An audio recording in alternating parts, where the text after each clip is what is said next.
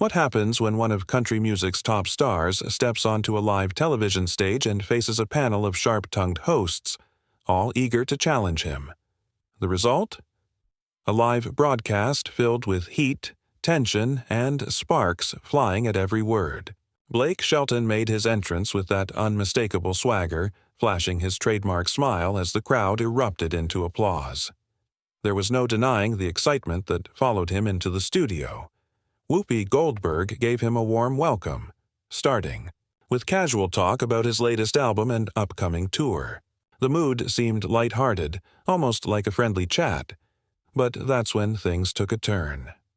Joy Behar, never one to shy away from controversy, leaned forward, her tone turning serious. "Blake, I've got to ask you about some things you said recently," she began, her voice sharp. "You've made some comments about the music industry, about political correctness, and let's just say, not everyone was thrilled with your thoughts."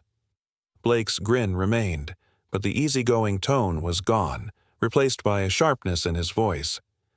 "Well, Joy, I think a lot of people are sick and tired of being told what they can or can't say. Country music has always been about speaking the truth, even when it makes some folks uncomfortable." Joy's eyes narrowed, her voice taking on a more pointed edge. "But don't you think artists have a responsibility? Your words reach millions. Don't you think there's a duty to be careful with that?" Blake leaned in, his tone cool yet unwavering. "The people I sing for are smart enough to think for themselves. They don't need me, or anyone else, telling them how to live or what to believe." The air in the room grew thicker. Whoopi tried to redirect the conversation, asking about Blake's experience on The Voice, but Joy wasn't backing down.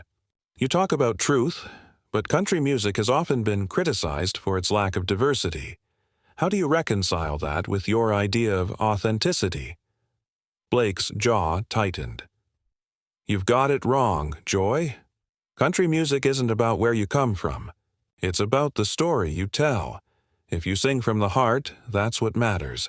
It's not about race or background." Joy shot back. "Really? Because the numbers don't lie. The industry has been under fire for its lack of diversity for years." Blake scoffed. "You want to talk numbers? Let me tell you what I see on tour. I see people from all walks of life, singing the same songs, crying at the same lyrics, laughing at the same jokes. That's real. That's what matters, not some spreadsheet full of statistics." The tension had reached a boiling point. Joy tried to press further, but Blake wasn't having it. "You don't speak for country fans, Joy, and you sure as hell don't speak for America." Joy's eyes flashed.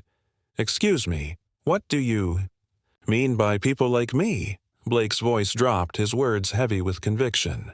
"People who think they know better than everyone else. People who look down on small towns, who think we're all just ignorant rednecks." The atmosphere in the studio shifted instantly. What had started as a light-hearted interview was now a full-blown confrontation. Whoopi shifted uncomfortably in her chair, trying to steer the conversation back to safer ground.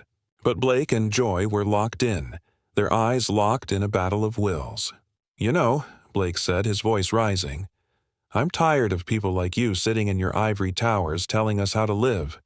You don't speak for country fans. You don't even understand them."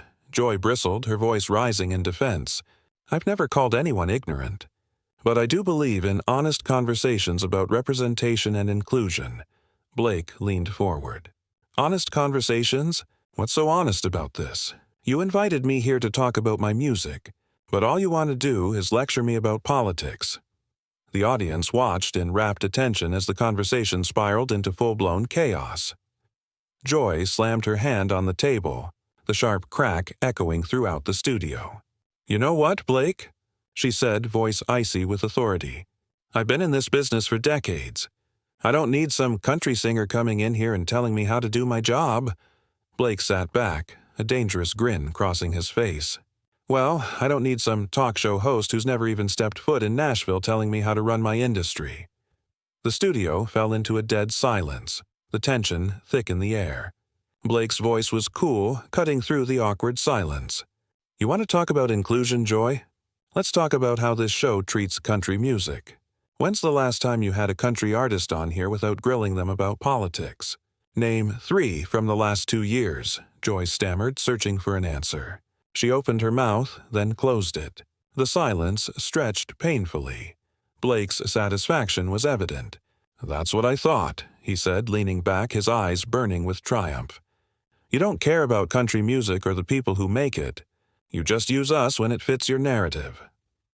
Whoopi attempted to regain control. "Blake, let's take a step back. We don't need to make this personal." Blake, however, wasn't backing down. "No, Whoopi, I'm done taking steps back. I'm tired of the media trashing country music and its fans. We're not your enemy, but you sure treat us like we are." Joy's voice grew more intense, her anger rising. "When you make statements like that, Blake, they're exclusionary. People will call you out on it." Blake leaned forward, his voice sharp. "Exclusionary. Maybe you need to step back and understand what country music is really about. It's not about excluding people. It's about telling real stories, the ones that matter." Blake's voice grew louder, a sense of urgency building. "You talk about exclusion, but here's the truth. Country music is probably one of the most inclusive genres out there. We tell stories about everyone. The single mom, the farmer, the soldier, the kid from a small town trying to make it big. It's not about who you are. It's about what you bring to the table." Joy, still bristling, wasn't about to let Blake off the hook. "But what about the systemic issues in the industry? What about the barriers for women and people of color?" Blake's patience finally snapped. "Systemic issues? You want to talk about that?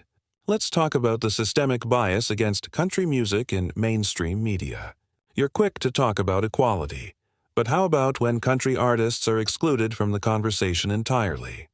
The tension in the studio was palpable as Blake's words hung in the air, like an electric current that everyone could feel but nobody dared to touch. The rest of the hosts sat in stunned silence, their eyes bouncing between Blake and Joy. There was no denying the raw emotion that had taken over the conversation, and yet Blake wasn't finished. He sat up straighter, his voice dropping but carrying the same weight as it did earlier. "You sit here, in your little bubble, surrounded by people who think exactly like you. You preach inclusion, but how often do you actually go outside of this little studio and listen to people who think differently than you?" His words struck like a sharp jab, causing the entire room to freeze, as if holding its breath. Joy opened her mouth to respond, but Blake didn't give her the chance. "You talk about inclusion, but what do you really know about it? You want to fix the world from behind your desk, but how much do you understand the lives of the people you're talking about?" His voice was calm, yet there was an undeniable fire behind each word. Blake leaned in closer, his eyes narrowing as he looked directly at Joy, who was now visibly rattled.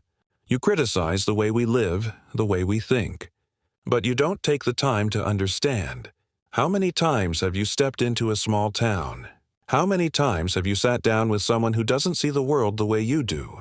Someone who lives a life so different from your own that you can barely even comprehend it?" Blake's words were cutting now, as if each sentence was meant to peel back the layers of assumption and privilege Joy might not even realize she was carrying. "I don't see you running out to places like rural Alabama or Tennessee, talking to the people who vote differently, who think differently. I don't see you getting your hands dirty, getting to know what life is really like for those of us who aren't part of your world." His voice carried weight as he spoke of real life, the life of country music fans, blue-collar workers, and those who felt overlooked and misrepresented by the mainstream media. Joy's face reddened, her posture stiffening. "I do talk to people who disagree with me," she snapped, though the edge in her voice betrayed her growing discomfort. Blake shook his head slowly, disappointment flickering in his eyes. "No, you argue with them. You don't listen. There's a difference, Joy. A big difference." His words were like a quiet storm now, gathering strength and fury as he continued. "Listening means understanding. It means putting yourself in someone else's shoes, truly trying to see the world from their perspective, not just your own." He paused, his gaze unwavering. "I don't think you've done that. And until you do, until you actually start understanding the people you love to criticize, you'll never truly get what we're about. You'll keep pushing people away, thinking you know better, when all you're doing is creating more division. And that's not what we need. That's not the world we're trying to build." Blake's voice softened, but there was no mistaking the finality in his words. Blake took a deep breath, the weight of everything he had said hanging heavy in the air. The studio was dead silent, every eye on him, every person in the room waiting for what would come next. Even the cameras seemed to sense the gravity of the moment. Blake knew that this wasn't just an interview anymore. This was a battle of ideologies, a clash of values and perceptions that had been building for years. He leaned back slightly, his posture more relaxed than it had been just moments before, but the intensity in his eyes never wavered. "You know the saddest part about all of this, Joy?" His voice was quiet now, almost resigned. "We probably agree on more than we disagree on. We both care about people. We both want everyone to have the same opportunities, the same shot at happiness, the same chance to make their lives better. We both believe in the power of art and music to bring people together." He let the words sink in, giving Joy a moment to consider them. The studio was still, the air thick with anticipation. But instead of finding common ground, you've turned this into a battle, a political standoff where you think you're right, and I'm just some guy in your way. You've made this about division, not about connection. And that's where we're at fault. Not just me, not just you. We've both lost sight of what really matters, the people we're supposed to be speaking for. Blake's voice was steady, each word carefully chosen. He paused, his expression softening just a fraction. "But you know what? That's what happens when we approach every conversation like a fight instead of an opportunity to learn something new. You came into this with an agenda, your own preconceived notions about what country music represents, about who I am and what I stand for. And all I've been trying to do is tell you that you've got it wrong." Blake looked at her, his gaze piercing but without the venom it had carried moments ago. "I came here hoping for a real conversation. I came here to talk about the music, the stories behind the songs, the fans who pour their hearts into every lyric. I didn't come here to be ambushed by political talking points or to be painted as something I'm not. That's not fair to me, and it's not fair to the people I represent." His voice grew stronger, firmer once again. "And you know the irony of all of this? You have a platform, Joy. You've got the power to change things, to help bring people together. But instead, you've chosen to tear people down. You've chosen to divide us, and that's a real shame. Because when we divide, we stop listening to each other. We stop understanding. And that's where we go wrong." Blake's gaze softened for a moment as he took in the gravity of what had just transpired. "I'm not perfect, Joy, no one is. But I try every day to respect the people I meet, to understand their struggles and their dreams. And I wish you'd do the same. Because we all deserve to be heard, not just the people who think like us, but everyone. That's the conversation we should be having. Not this fight." He paused one last time, his words final. "So congratulations, Joy. You got what you wanted. You got your confrontation. But in the end, we all lose. Because if we can't have real conversations, if we can't find common ground, then we're just spinning our wheels, going nowhere."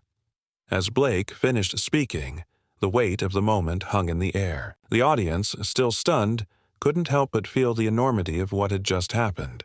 This wasn't just television. It was a collision of ideas, of cultures, of two worlds colliding in real time. And in that moment, no one could deny that something much larger than an interview had taken place.